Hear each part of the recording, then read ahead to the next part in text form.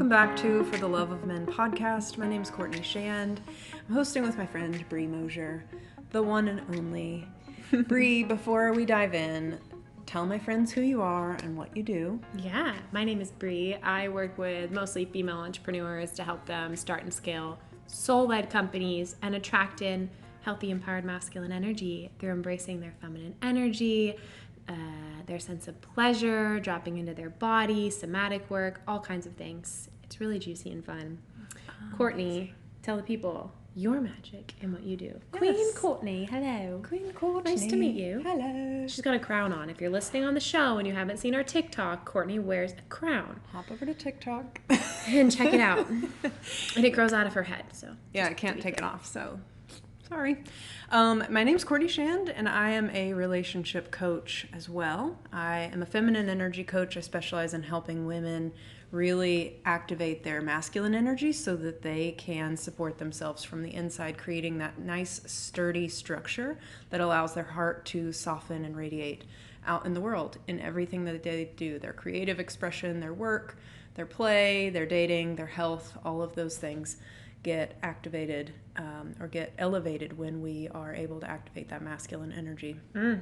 So if you're new to the show, just as a reminder, the intention of this show is to bring together men and women to create healthy, polarized dynamics by learning how to honor each other's natural masculine and feminine energetic core. And we have a really fun topic today.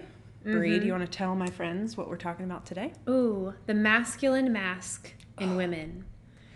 Yes. I love this. I used to be what we call the boss babe archetype. And we see a lot of this right now as feminine rises. Yay, go feminism. We are both hardcore feminists. Yeah. I would identify it. Would you identify as hardcore feminist? Well, maybe not hardcore. I don't know what that entails, but It's yes, like hard equality. Oh, Yeah. but I think that like the masculine mask is what I think of as hardcore. Got so you. that's I maybe have a nuanced definition of it. Okay, well, regardless, we love yeah. feminism. We love feminism.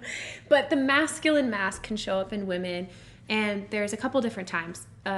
But before we dive into that, masculine and feminine energy exist among all people. It's not a gender thing. It's not a sex thing. It has nothing to do with what you're born as. It's about masculine and feminine energy. And as Courtney so brilliantly introed with her work, we need, as women, empowered masculine energy supporting us at all times in order to be in our empowered feminine. So you can't be in your empowered feminine unless you have empowered masculine energy too. And you can't be in your empowered masculine as a man unless you also have your empowered feminine online. It's about integration. So let's clear that first and foremost. Masculine energy is in all of us, and it is good. It's a good thing. The masculine mask comes out in women usually when they are not trusting, when they don't feel like they can lean on the masculine. I notice it a lot with my clients who have a history of trauma or abuse or unhealthy dynamics because the world doesn't feel safe, and so they feel like they have to protect themselves, and they will present as guarded, get shit done, hustle culture, I'll do it myself, I don't need no man energy and attitude. And this is kind of the boss babe, which is not to be confused with when a woman healthily goes into her masculine. But let's talk about the masculine mask and the boss babe archetype first. Yeah. What would you say about that? Yeah. So I think it's really interesting because this particular archetype is going to be what we think of, or what I think of when I was saying about feminism. This is kind of like the guarded, almost aggressive woman. Like there's just an energy that emits of like pushing, like there's a very like wounded masculine, like pushy energy that's coming out of her whole energy field or body. And it's not really comfortable. It's definitely not warm and inviting. And that's not always to say that we need to have warm and inviting feminine energy to be leading, but that gets to be a thing too, even in business, in relationships, and all of those things. But this will show up definitely when a woman's masculine energy is kind of leading the show. So I always explain to my clients that masculine energy is helpful when it has our back, so that the feminine energy is what's leading, and we have this sturdy structure behind us that is always there in support of us. Whereas when the masculine is leading, that's what's going to be kind of like hitting people. It's sort of like this brick wall. Men will experience it as like, I just couldn't get through to her. I never really felt her. I couldn't get to know her. It's, for me, my experience being in this kind of masculinized world was everything felt like business. Like everything was me delegating or me like coldly asking for things. There wasn't actually like this warm, fluid connectability even available. It didn't make sense to me. It just wouldn't register. So that's kind of how it showed up in my experience. Anything you want to add to that?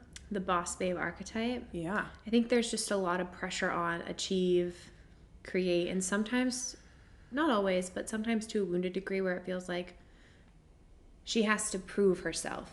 She has to be successful and do it all on her own because she doesn't want to need help. That feels really vulnerable. And so usually this is a woman who's adapted to doing it all on her own, maybe because of trauma, maybe because of having to be super independent at a young age. Maybe you lived in a household where you weren't supported by both parents or any parents, or your parents weren't emotionally available. There's a lot of reasons why it can come out, but it will manifest as kind of like Courtney said, cold, guarded, maybe even treating dating like an interview process. There's no real... I was the queen. Yeah. I would show up with my clipboard, like, so what do you do for a living? Yeah. Yeah, very logical, analytical. And my understanding from men when they date this type of woman it is like hitting a brick wall. I think I've heard you describe it as like, looks like a woman, talks like a woman, speaks like a woman, but feels masculine. Like, not a woman. Yes. And I think we know this as women too. We can sense women who are guarded, who need control, who want to be the ones in control, who the thought of like for them to surrender feels incredibly vulnerable. And so they live with this mask for a multitude of reasons, and then they present as the boss babe, and it feels good because you are accomplishing and achieving in the workplace, and that's awesome. However, it translates in relationship to there's not as much polarity, chemistry, connection, intimacy available with an empowered masculine man because he's going to be fed by your radiant feminine energy. And usually for this archetype, it's not, at least for me, my experience being the boss babe for many years, competing in fitness competitions and running my own business and all these things, it didn't feel good. It just felt like the thing I was supposed to do, but I didn't know any other way. It felt like I'll just be independent. I'll achieve, I'll make lots of money, like I'll be successful. That would make me more worthy of being chosen. And it did not. It just felt painful for me to be closed and guarded and not trust anybody. And yeah, it's felt for me. And lonely.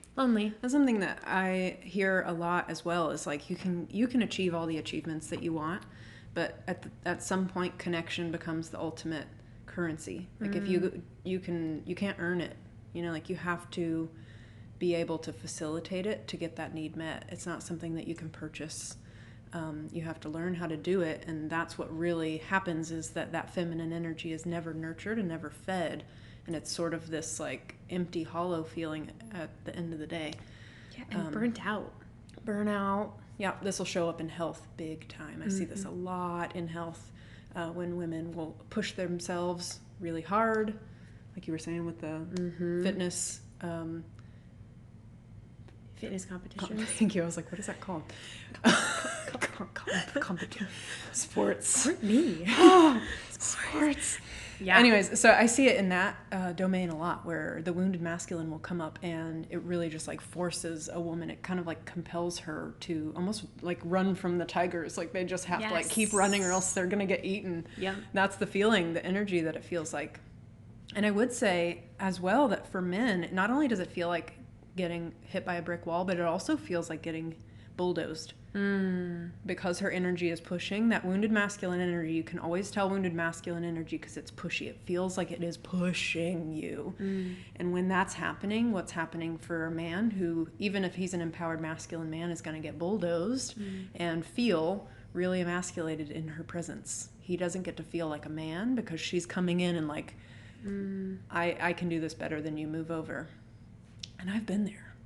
I still can catch myself in this, but it's the awareness piece that we have to come with and celebrate, because we both have, again, masculine and feminine. We both have wounded and wounded. It's not like we are 100% integrated all the time. It's like that's the work, is constantly like, here it is again. I'm going to bring it back in. I'm going to bring it back in. And that being able to integrate, and then being able to integrate more quickly, is a sign of maturity, where you're rising, in my opinion. Yeah, 100%.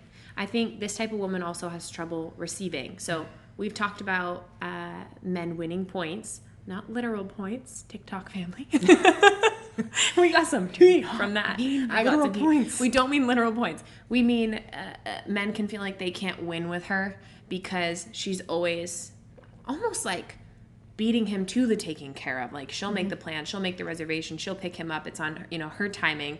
Kind of that energy versus leaning back and being taken care of. And it doesn't have to be such traditional roles like who plans the date. Could be anything, but she might have trouble. Planning is good. We love planning. We're going to have a whole episode on planning. But she'll have trouble receiving him and receiving from him, and so it stunts the flow. The other thing I noticed with women who are more comfortable in their masculine because they're protecting themselves, they go into this archetype, is in the bedroom. A lot of my work is with pleasure, sex, body work. They treat orgasm and pleasure like a job to complete and an end goal. So where when you're in your empowered feminine energy, you're in your body, you're feeling, you're letting it unfold, you're there for the pleasure, you're there for the journey of it, like milking it. When you're in your masculine in the bedroom or with yourself during pleasure, you treat it like an end goal. Like, just get there, hurry up. I'm going to tense all my pelvic floor muscles so that I can come faster, and I'm going to just totally, you're like out of your body and just trying to get there. It's that hustle, achieve, even in the bedroom when you could be practicing surrendering and letting go. So I noticed that a lot too, as women express, like, they feel pleasure, but not really. They know there's more to it, and they can't get even with themselves in self-pleasure to let their guard down and slow down. Yeah. Why? Yeah, I know you alluded to it earlier of like not trusting the masculine, but to say a little bit more about that, or if you want me to take that. I think that's so interesting, the dynamic of how this gets started. I mean, I think it has to do with a lot of things. It could be trauma, could be hyper-independence, could be, a poor relationship with the collective masculine, meaning men in general. Right? I love this when is you my point zone to of me. genius. Yes, this is what I do. Tell the people, what does it mean to have resentment towards the collective masculine? Yeah. Well, I'm so glad you brought that up. Thank you. What I see... Is that how you would catch a basketball? Yep. If you're listening on the podcast, she caught it like a baby. And then she tossed it into the basket. Okay, sorry. Focus, Brie. Tell the people about... We need a moment, please. Scene. Tell the people, Courtney. Yeah. I'm not editing that. Tell them about having resentment towards the collective masculine. Ooh. You know how, this is what I was literally just talking with a client yesterday about this, how you will observe how you interact with, how your masculine energy is interacting out in the world and how it interacts with you based on the stories you tell about men. It'll sound like all men are untrustworthy, all men cheat, all men are lazy, they always leave. So it's kind of these like blanket statements is typically how you're going to be interacting with all men. The way that we have to fix this or to shift this is you actually have to start trusting your own masculine energy first. It has to start at home first, or else you won't feel secure enough going out in the world and letting your guard down, because you'll be defenseless. And that is what, in my opinion, in my work, caused the original wound. For you to be defenseless and dependent on someone and then to be either squashed or to have the rug pulled out from under you is going to create that trauma cycle in lots of different ways that can happen in lots of different scenes. But that's kind of the experience in your body that gets kicked up, at least for my clients, where they will kind of take on this masculine shield, where the masculine energy gets to come in front of them and guard them, and they go through their whole life that way. This was me for sure. And so what we have to do is to actually flip that dynamic, and what that entails is kind of getting an intimate glimpse of how you have been, what you've been narrating about men at large and learning to kind of like soothe those wounds and to observe, like, yeah, some men are that for sure. We're not naive. We don't think that all men are, like wonderful Prince Charming, because that's just not the truth. And it's also not the truth that all men are blank. That is not a fun paradigm to live in. And so there gets to be this kind of like healing of that, and then kind of flipping it so that you start to see yourself through the lens of the empowered masculine, both yours, starting to appreciate the ways that it does show up for you, and starting to see how men are showing up for you. So it kind of reframes that as well.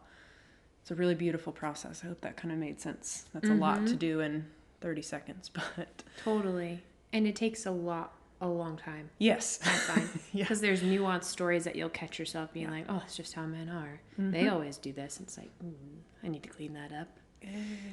But I'm glad that you said that we are not naive. We know that there are not good men. And I think this is a really important point to harp on, especially if you're relating to this archetype. We all can in some way. We go into these places because you've been through abuse or trauma where masculine energy was a perpetrator to you. That's still a super valid and real experience and not to be dismissed. And you get to feel through it and heal through it and be mad and be angry. The only thing I would advise you is, coming from someone who's been in an abusive relationship and struggled with like deciding, am I going to hate men? Because I don't want to hate men, but I feel like I do right now after this experience, is try not to generalize it to men in general. Try to keep it to this one person who had bad behavior. And if you can get there, which we're not all available to get here, usually bad behavior comes from their own trauma and wounds. So sometimes it's helpful to have compassion for that person, but I don't always think, it took me a good 1.5 years to even access compassion. And it was like still hard work. So your experiences are valid, and I would definitely recommend some sort of therapy, coaching, learning somatic release through the body to release trauma has been huge. That's something I teach in my work, Courtney teaches in her work. Until you release those experiences and that trauma in your body, it can actually get stored in your body. And you remember it. And then you have these patterns in your nervous system where you'll start to react to something someone's doing. We call it a trigger. And you play out a whole schema and sequence, like a launch sequence of events to keep yourself safe when that trigger comes up. When you feel like someone's dismissed your emotions, your body's like, we've got this, enact protection mode, boss babe. Shield down. Yeah, exactly. And so you'll go into these places until you really go through and heal and feel and release that trauma. So I think that's essential to healing the masculine mask. While knowing that there are still good, quality, amazing, loving, generous, kind, sensitive, leadership, like, if that's a word, initiative taking, brilliant Planners. men. Yeah, planners. On the plan train We're laughing because we've been talking about the value of planning behind the scenes. But there are such good men out there, and there are not good men out there, just like there are not good women. Yeah. Not necessarily as people, but show up more wounded. That's not to be ignored. It's a paradigm that you play in, and I think for me and for you as well, it was just a decision of, I'm not willing to hate men or the masculine. I'm going to choose to believe that the majority of men are good and protector, provider, loving energy. And that's the paradigm I want to play in. I don't actually want to call any of those wounded masculine men on my path. Not interested. When you said that, I thought you also can't distinguish the two until you make the distinction. Like you will operate in black or white, and it's a different level of black or white that we're wanting to play in, because when you are operating with the lens of all men are blank, actually you're lumping all of them into this category. But until you decide to distinguish it, you also won't be able to see the good ones, and you won't be able to really discern the bad ones either. So it is the shield makes us really insensitive in the worst possible ways, because your feminine energy is your intuition. Your whole body's taking in information of, is this person, does this feel right for me? Am I safe? You're like, all of your senses are online when you're in your empowered feminine energy. And when that is being kind of like stifled or guarded or shielded, it's actually like kind of flying blind. Like you're just sort of guessing And that's when, in my opinion, unnecessary heartbreak happens, unnecessary re-injury and re-traumatization happens, because we aren't trusting our discernment. Such a good point. It's like blind to us. We don't get to even tap into it. And you can't access. I notice when I go into masculine in a dating or relationship situation, I have a hard time accessing my intuition. Yeah. My discernment is Cloudy. off in the weeds. Yeah. It's cloudy. Yeah. 100%. So I'm so glad that you said that. Yeah. So you can heal your relationship with men at large, collective masculine energy. You can heal it internally, collectively. Each of us can heal our own masculine energy. And we also need that masculine energy. This is kind of the part. Was there anything else you wanted to add before I go No, down this? I was going to go this way too. Cool. We actually need that masculine energy in order to let us soften, because it is the sturdiness, it's the security, it's the boundary enforcer, it is the like sentinel of the queendom energy that you need in order to feel safe. You won't be able to, you will continue to have to force safety using this like metal shield over your heart when you don't trust that you can enact safety when and if you need it. Like, it needs to be like poignant, like laser focused. Safety, here's the boundary. We're done. I'm leaving. Versus you show up kind of like numb and like halfway all the time. Not really using your intuition, not really experiencing the fullness of the information that your body's taking in, whether it be pleasure, whether it be discomfort, even temperature. Like, our whole body is registering information for us all the time, and we don't have access to that when we are operating with this mask. Because we're in our head instead of our body. Yeah, we kind of cut ourselves off. Really all of our do. information comes from Yep. the shoulders down. Yep. Which is why, we're not embodied at all. And this is different than being in your protective masculine energy on purpose.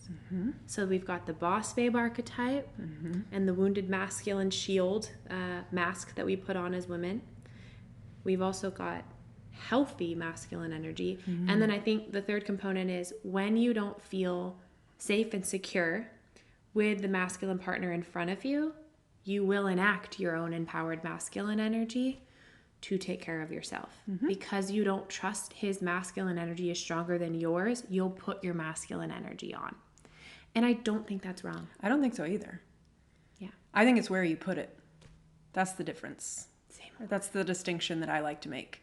I need masculine energy, even in the best situations. The most empowered masculine man, I'm still going to bring my masculine energy. The difference is it's behind me. I'm not bringing it back in front of me.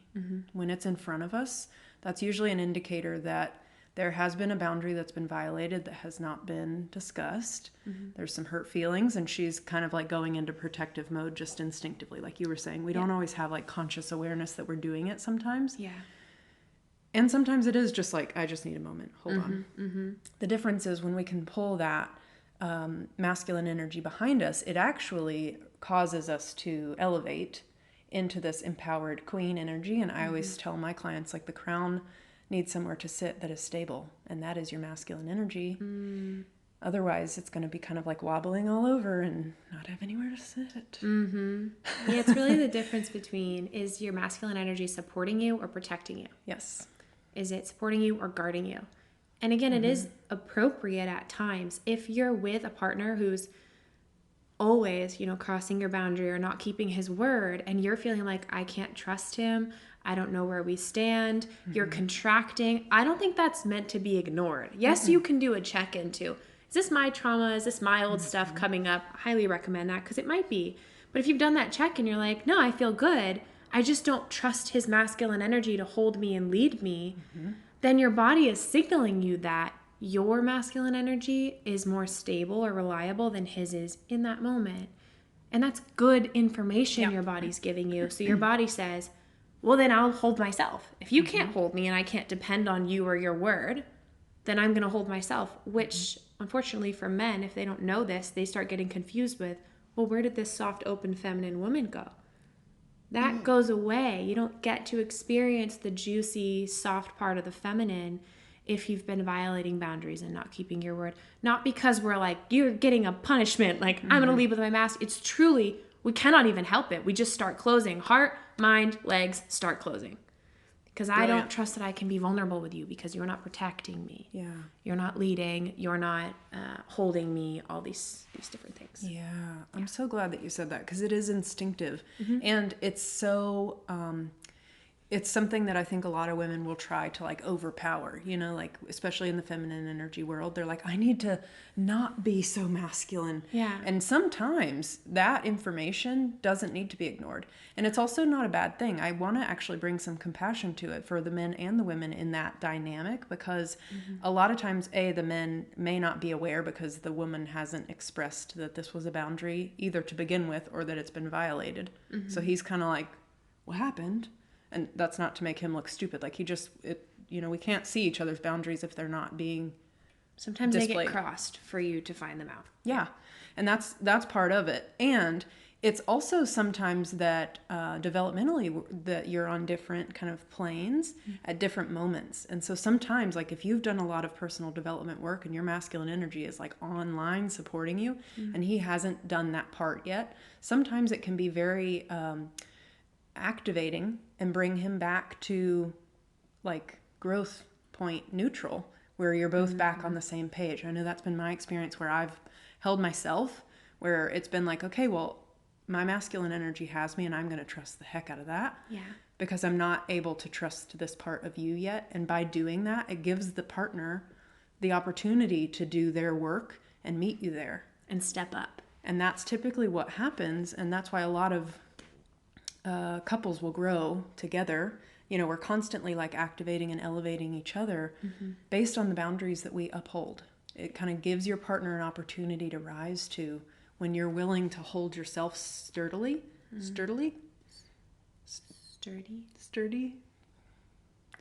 Jury's out. Question mark on that one. Sturdily, we're going to send it. When you're able to hold yourself sturdily, go on. No, I'm vouching for you. That just sounds so funny in my ears right now. I don't know why. When you're able to hold yourself. When you're able to be the secure, sturdy energy for yourself, that's the feeling of like, hey, I need this and I, like, it just is what it is. That's a clean boundary. Like, I'm not going to violate myself. And men respect the hell out of that. In my experience, that is a queen energy. She is protecting her queendom and she's like, I'm not crossing that line. That's not my territory. Yep.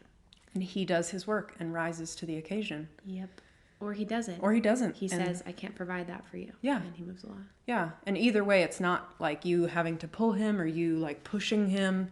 It's just a clean, like, okay, compassionately, I'm not there and I'm not able to get there.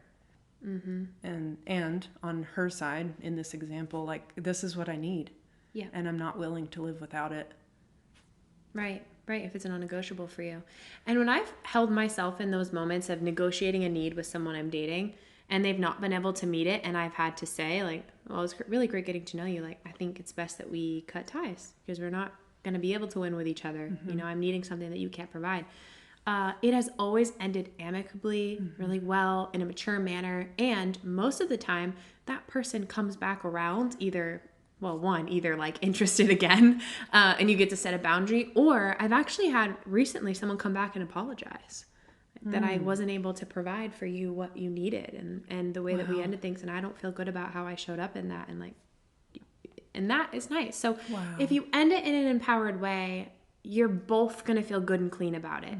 I think the alternative when we don't have we don't kind of support ourselves with our inner masculine, like Courtney's explaining, is you go into your wounded feminine. They cross the boundary, they hurt you, ouch. They cross the boundary, they hurt you, ouch. They cross the boundary, they hurt you, ouch. And now it becomes like damsel in distress, save me, fix me, I'm anxious, I need you to love me. And that is like a very painful experience. Yeah. Why are you doing this to me? Oh gosh, I dislike that feeling so much in my body.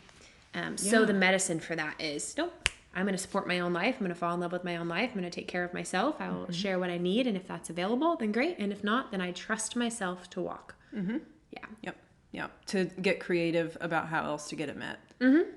From him or not from him. It might be to walk. It might not to be to walk. Sure. Either way, it's, there's nuances to all these situations. So I don't want to say a blanket across of all of that. You're right. Thank you for catching that. Yeah. To walk or not to walk? That is not always the question. Sometimes we have to tone that down. Yep. Sometimes you just need to negotiate a little. Yeah, which negotiation is a powerful skill. And this is where Boss Babes actually can bring this to the table, because this is where your negotiation skills are going to shine. Mm-hmm. Yeah. Yeah. They're going to shine, because this is where you're good at saying, actually, in order to do that, I would need this. Because you don't forget about yourself in the office. Most of the time, you're like, hey, no, that's not okay. Yeah. Boundary. Yeah. And you get to bring that skill to this relationship dynamic and really help things be clean in the exchange, so that you can figure out, is this something that I can negotiate for, or is it like a walk or not walk kind of question? Yeah. And I think the last thing for me that I feel like to say on this is for men to understand that you cannot force a woman to open her soft feminine. It comes naturally. And believe me, I've tried to force it. And I've tried to like set down my swords and set down my shield. And it actually just doesn't happen until women innately trust the collective masculine a bit more. So I think you'll find a woman's softer and stronger in her feminine if she, in a general sense, like loves and appreciates and trusts generally men. But still, with that individual man she's getting to know, she's looking at, am I safe? Am I seen? Am I heard? You guys have heard us say it a million times. Is this safe for me to open? If she feels safe with you because you're keeping your word, you're keeping your plan, you're showing up how you said you would, you know, you're consistent. Yeah, you're available to hear her emotion. She feels emotionally safe. You're not pushing her physical boundaries, as we've talked about in, I think, the last episode. She will naturally open heart, mind, body because she feels safe. But you can't force her to open no more than you can force a flower to bloom before it's ready. It takes time and consistency in her learning to trust you. So your superpower, men, in this is really making sure that she feels seen, heard, and safe. And it's really not as hard as it looks. In fact, our last episode is about creating safety for women before you have a commitment. So that would be a great thing to listen to. I loved that one. That Me one too. was, I go back and listen to it, just do yourself a favor. It was great. It was so good. Just toot my own horn here. Oh my gosh. It's polish like, those are actually glued. No, they actually come straight from their skull. Her crown. I actually couldn't take it off if I wanted to. It's just so weird. I don't know how you do that. You're so cute. Okay, what else, Courtney? Anything else around this masculine energy? No, I love that you said that, because actually I think that has the opposite effect, and especially for this woman. If you try to force her into her feminine energy, it's the same as if a woman tries to force you into your feminine energy. And that's what it feels like from the masculine woman. That's why it feels kind of emasculating, because it's like forcing you to be the vulnerable one. And it's going to react the same in her body. It's going to trigger all of these like instinctive fight or flight, like protect. Yeah. What do you want with my sword? So this is where patience can come, you know, can be really helpful to like create the support and to allow that flower to like unveil itself, because it really is, she can't force herself to do this either. This work took years, Yep. collective years between the two of us to get to the point where we have more conscious control of, okay, I can calm myself. This is not that situation. I don't have to, like, the shields don't have to go up. I can just stay grounded and stay in the moment. But I would say, by and large, that the dynamic gets started when she feels unsafe. So I hope that gives a little bit more context for that creating safety, why that's important. Those steps that we talked about in the last episode are important because that creates the foundation to come underneath her so that she feels like she has the support while she's kind of like taking off all of this armor. It's so true. And she'll reveal it piece by piece. Yeah. The sword and then the other pieces of a piece of armor. I don't know what they're all called, but it would be sports. It would. I don't think that's sports. It would be piece by piece, her sword, her shield, right? Little by little, she will open and see how you respond. It's called feminine testing. It's not manipulative. It's just a normal part of revealing yourself over time and noticing, can this person hold me in these different phases? And that's actually safe. You would do that with your friends. You would see, you know, what kind of capacity does this person have to hold me and see me in these places? So it's normal, and she will trust you over time if you're a good-hearted, well-intentioned, emotionally mature man. Yep. Yeah. Yeah. A good EM. Yeah. Yeah. That was fun. So good. Courtney, wait, before you tell the people where they can find more from you, we love it when you share the show. Please share the show with someone that you love. If you could, send it to your brother, your dad, your sister, whoever you think would benefit from this. Women in your life that you want to know it. Just share it with somebody. That means the world to us. Yeah. And if you feel like rating us, not 5 stars, any amount of stars that feels appropriate to you. I always say 5 stars, but any amount of stars that you feel is appropriate.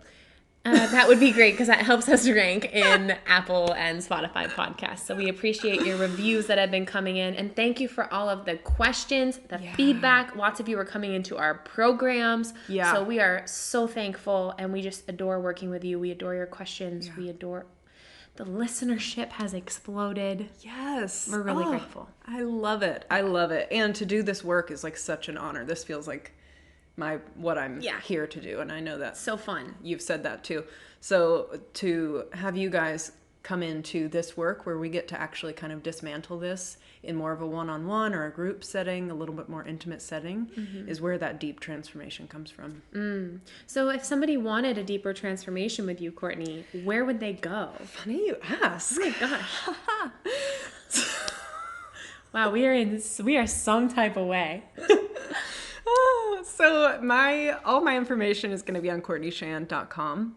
I have a couple programs. If you liked this work, Arise is absolutely where you will find the most benefit. This is entirely about shifting how you see masculine energy at large, how you interact with it, and how you've been interacting with your own masculine energy so that you can create this very supportive kind of underpinning of your crown, your queen energy rising. So I love this program. It's one of my favorites to facilitate one-on-one. So check it out. And I'm going to leave it with that. Nourished is another really great one if you're looking for this kind of energy in terms of health and nutrition. So if you've been finding yourself in that wounded masculine push, hustle, diet culture, check out Nourished. I have a couple of one-on-one spots, just kind of single sessions that if you are interested in trying it out, there's no risk. If you choose to move forward with it, that payment will go towards the full package. So I would love to invite you in that way as well. It's kind of a similar flavor, but just a different domain. I feel like you just downplay that you're also a dietitian. It's wild. I would like to survey our listeners, right? Courtney is a brilliant dietitian. So she integrates all this work around masculine and feminine with how you relate to food. Yes. Genius. I love it. I think it's so fun. There's a lot of relationship dynamics, not only just with how we physically interact, kind of in the same way that you would on a date. Your physiological somatic reaction is going to be similar. Mm-hmm. So a lot of those tools can be very grounding and very stabilizing, especially for emotional eating, the stress eaters. This one's for you. Mm-hmm. And women who are finding themselves on kind of this yo-yo loop of dieting. A lot of times what I experience is that it's the soft skills that we really need. So how to ask for your family's support in the kitchen, how to get childcare so that you can take some time for your well-being, how to receive the support, receive the food in your body as nourishment, how to create this nourishing life for yourself that gets to, again, support you in radiating more feminine energy and more softness in your life. I love it. So thank you for calling me out. I didn't mean to downplay myself. Yeah, cut that shit out. Just kidding. But not really kidding. Like, don't downplay yourself. You're the best. I just love you. And you are a brilliant genius work of art. Thank you. for that. I've never been called a brilliant genius work of art. I don't think I've ever called anyone else that either, but you are. Tell them. What are all the things? I mean, I've taken some of your courses. I can speak from Thank you. personal experience. You are a total genius. Likewise, as are you. A little friendship. We're gonna tear up. Okay, part 2 female friendships coming soon. So I work with entrepreneurs to help them start and scale businesses and attract healthy masculine partners. But you don't have to be an entrepreneur to work together. I have a program out right now called Inside Out, the art and science of healthy relationships and magnetizing the divine masculine. So if you've loved this and you're wanting to heal your relationship with yourself and radiate your feminine energy, learn how to be in a polarized relationship, understand how the masculine thinks, believes, and behaves, the feminine thinks, believes, and behaves. And then also, I do a lot of manifestation work, so we have modules on staying open to receive all of your desires. That program has already started, but I have had people coming in late and watching the replays of the modules that are already out. So if you'd like to come in, watch the replays, you totally can. You can treat it like a self-study course, and then you'll have my support for as long as the program is live. And that's really great. If you're wanting to do more one-to-one work or come into a mastermind, that info is all on my website, buildingbri.com, and my Instagram at buildingbri, BRI. I usually share about my offers there as well. So that's what I've got going on. Did I share my Instagram? My Instagram? At Courtney_Shan. Yeah, thank you. SCHAND. It'll be in the show notes. Thanks. Yeah. You're welcome. Okay, you guys. Thank you for listening. Please share the show. We love you, and we'll see you next week.